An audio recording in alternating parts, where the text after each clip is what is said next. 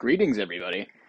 Today, what we are doing is we are going to see my Purgatory 300 clear, and we're also going to learn just how fast one needs to be in order to clear Purgatory 300 and outspeed every possible wave. So, it's a little bit of a spoiler. My Aspen is fast enough that he is never outsped ever through this push. And it has taken quite a bit of soul power to be able to accomplish this. I, of course, have a full speed build going on. Speed Stone, Rui Scepter, Speed Enables. And then about 150 something speed from soul power. And then another 105 from the treasure train that applies to the Aspen dungeon. So I'll show all of that at the end. At least I think I do. I'm not sure, just voicing this over. This wave is typically scary, not for LFA when he outspeeds, though. I can't guarantee that I can outspeed every possible wave in Purgatory 300 because it's possible that we get like a double Rogan wave at the very end. I didn't get one here. I did see a double Rogan at 290, but I'm not sure how much speed accumulates between 290 and 300, so there's just some margin of uncertainty going on. But regardless, we are safe.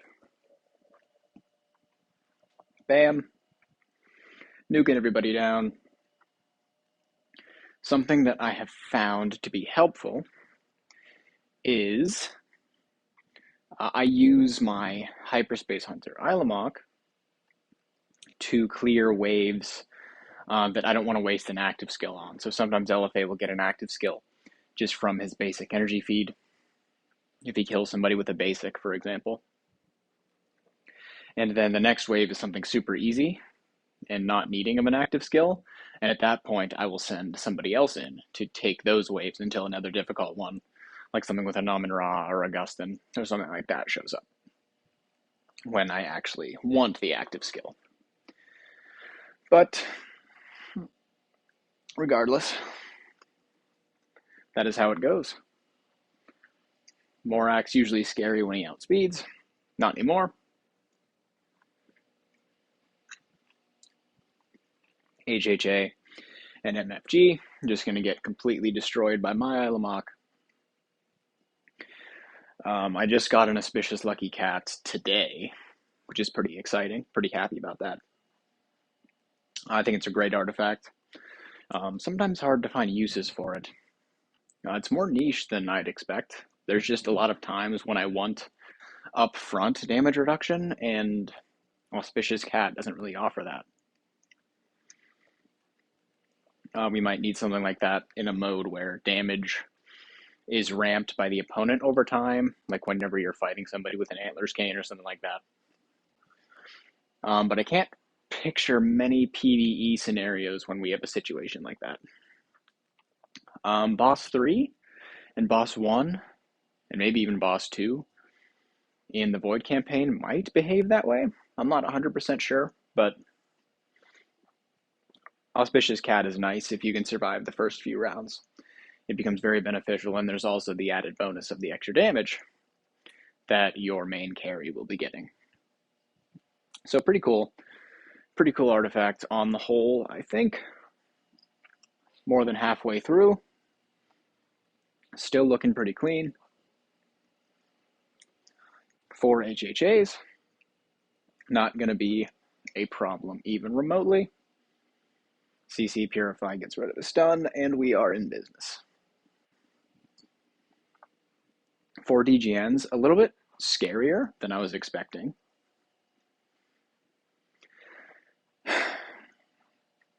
I do wonder if they're Bright Blessings stacked.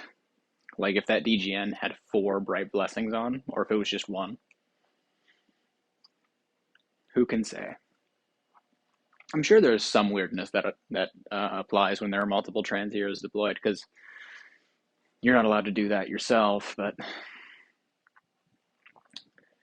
PvE sort of ignores that rule.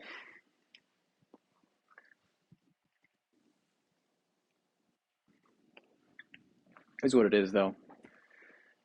4 PDEs, kind of cool, kind of scary. A lot of control immunity from there. I'm going to use some milks, and then we're going to swap over to HHA to handle this. Regular Ilamok, a little bit scary.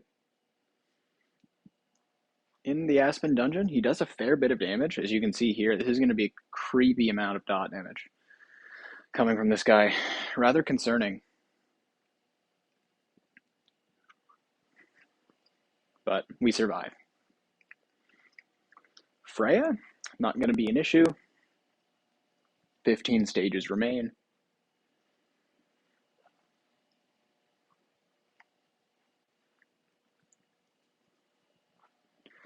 And there she goes. Lovely. Asmodel the Dauntless and Lord of Fear Aspen. I don't think that they were a problem.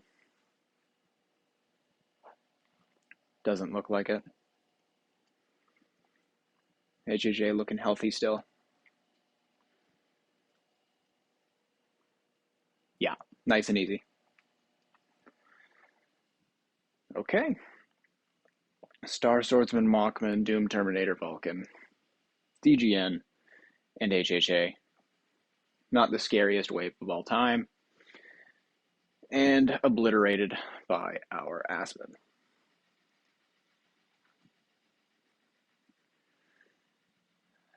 Another nice and easy one. Here's a Rogan wave. So this one scared me a little bit. This was the first time I was fighting a Rogan this late, so I wasn't sure if I could outspeed. This one also scared me. Double Rogan at 290. Oh, it looks like I lied. I was not able to outspeed that one. Spreading some false information. I told people I could outspeed it, so now I need to go correct that. My mistake. I apologize.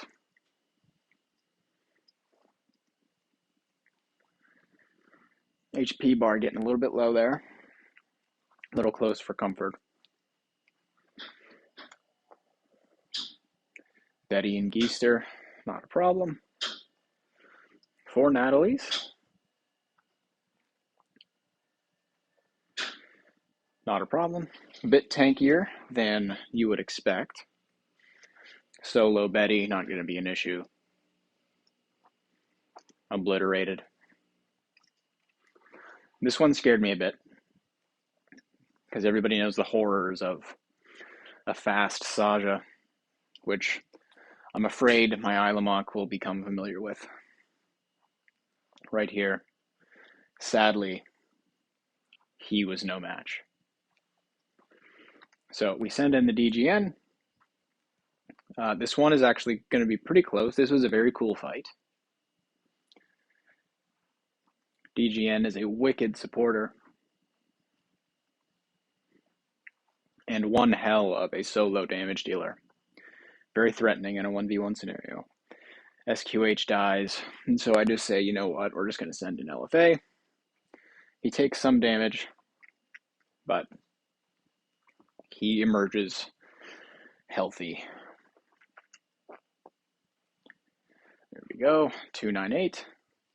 Solo FQB, obviously not going to be an issue. Down she goes.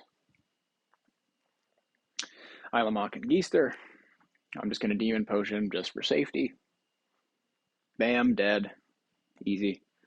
And then for Natalie's, I do some overkill with the Demon Potions here because it's the last stage. And bam. There they go. And that's going to be Purg 300. So I'm going to show the stat stuff. Number 2 on the leaderboard. Congrats to Adrian. He cleared it a few months ago. Very strong. Almost 50 million attack with this setup. It would obviously be over that threshold if I used something other than Rui.